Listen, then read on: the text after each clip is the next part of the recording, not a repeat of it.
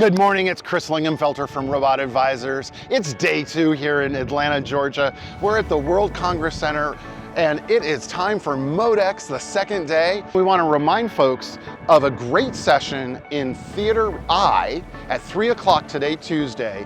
It's the challenges of procuring and integrating multiple robot types, and we've got a fantastic set of panelists. It's going to be a great session.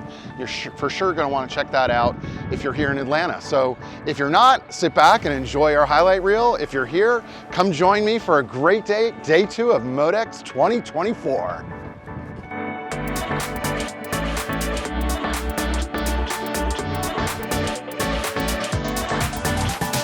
So we're in Hall B in the stadium, and I'm joined by Director of Product Management from Otto, Dave Northup. What are you showing off here in this giant stadium? Yeah, a lot of exciting things. Obviously we have our full range of autonomous mobile robots for automating factories and manufacturing facilities. We're showcasing some new software that we've released recently that's increasing efficiency. We're reducing parking space needs. We can assign robots to teams now. Okay. So it's just sort of our sporting theme here. Yep. When you put robots on teams, you can make them more nimble, and you can be more granular in how you use them in your workforce.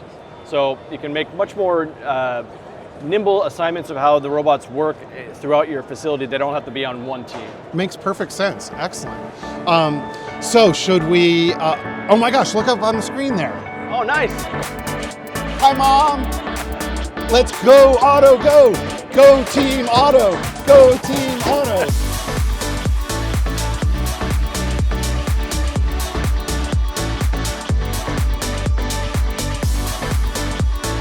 So we're here in Hall B with Pickle Robot. It's crowded all the time. They have 2 trailers going back and forth, which is clever. So we're able to get over here and talk to Pete Blair, my good friend. We work together quite a bit. This is our second interview, but you guys have made a lot of progress and have some exciting things to share with us. Yeah, absolutely. So, we launched at ProMat last year. So fast forward 1 year later, we're installed in production at Houston Logistics out on the West Coast. We have Ryobi Tools, which is part of a company called Tektronic Industries. So they have other brands as well. We actually just did a Q&A with some folks from TTI. It's going really well there. They have multiple machines in their facility. We're at UPS in their SCS, or their Supply Chain Services group, their 3PL arm. We're at BJ's, we're at Uline, we're at Puma. So it's been a spectacular year, and this is the year to continue to grow. Well, folks, come visit the Pickle booth here in B Hall. We're at B 827 in the back corner, but the walk is worth it. And you'll see all the guys with the green and gals with the green shirts on. Yeah, great. All right. Chris, great seeing you as always. Likewise, Peter. Take care. Thanks.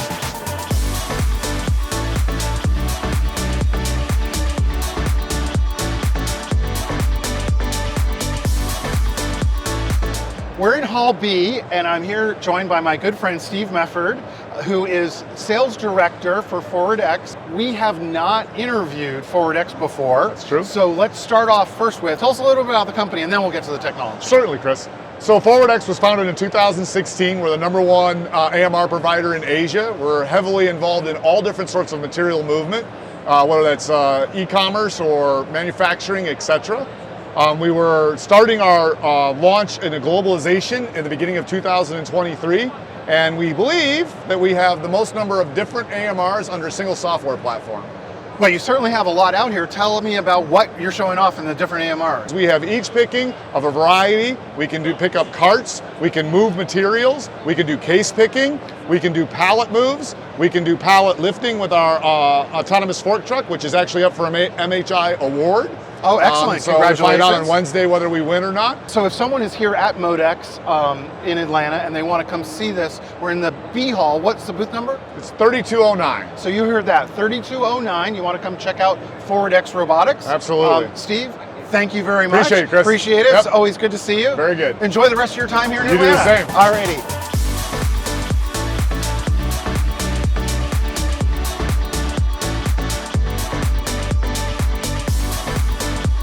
I'm here with Michael Perry, Vice President of Business Development of Dexterity. Michael, this is not our first roadshow together. We've done a few of these interviews. That's right. But you have some new stuff to share with us here at Modex 2024? We do. We've got a lot of really cool new technology that we're showing off this year. First and foremost, our palletizing, depalletizing robot is showing on-the-fly palletizing of a wide mix of boxes. We've got about 7 or 8 SKUs that the robot's picking. Okay. It's simulating a pick mod sequence from a CPG manufacturer. So, the robot is getting Oreos and Triscuits and crackers and all these different things. And it's figuring out how to build a stable pallet from these random shaped boxes. If I got a box that was very light and wanted to put it on the top, Yeah. would that come in already sequenced, or do I kind of put it off to the side and keep building and then pick it up later? The answer is both. Okay. So what we're showing here is a pick mod sequence that's representative of actual production from our customer, which is the heaviest stuff comes out first and the lighter stuff comes out later. So that's thing one. The second thing is we're showing off our enterprise platform, which is all the data intelligence that we create with every pick. We understand how much throughput the customer is actually seeing in production. And we can identify what are some of the problems that they're seeing. Is the system starved? Do they need to increase their cycle time with different materials? So all of that information is available to our customers through our enterprise platform. Well, we love new robots at Robot Advisors. Can we take a peek at this new thing? Well, no cameras yet, but if you come by the booth at A11118, you can come see the robot in person here at Modex. All right, so you heard it here from Michael Perry. He'll give you a sneak peek of their new robot if you come down to Hall A. Thanks, Michael, and let's go take a peek. Thanks, Chris. All right.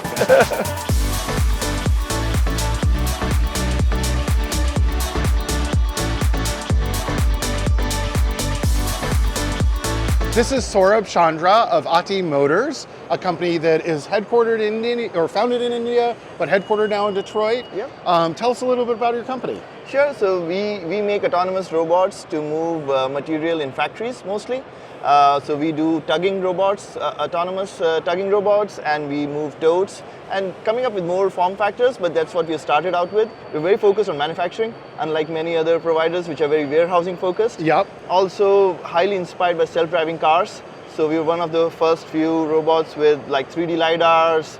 We could do outdoors, indoors. Oh, really? Yeah. Oh, okay. And, vehicles done completely ground up with suspension, etc. Right? So we've done like rain, heavy sun, all that jazz. Yeah. Thank you very much for introducing us to Ati Motors, and good luck with the rest of the show. Thanks so much, Chris. Alrighty, bye-bye. Yeah.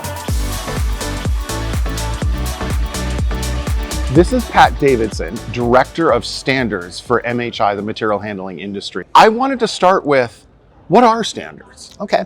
Well, a standard is a document that essentially shows or helps demonstrate that a product or a solution either is suitable for its intended use or meets regulatory requirements, or both.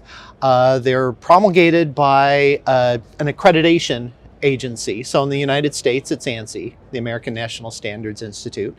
Internationally, it might be ISO, the International Organization of Standardization, or others. But generally, you're looking for both the document and the certification, the additional steps required to make sure it's a suitable standard. In Europe, a lot of the liability scheme is run by, let's say, the executive branch of the government. So in the United States, it would be the president. In the United States, it's a little more on the judicial system. Standards in the United States are generally deemed to be in a voluntary compliance scheme. So a company might voluntarily choose to comply with standards. Sure. Excellent. Well, hey, Pat, I hope you enjoy the rest of the week here in Atlanta, and thank you for sitting down and talking with us. Yeah, my pleasure. All right. Great to see you, Chris. Alrighty.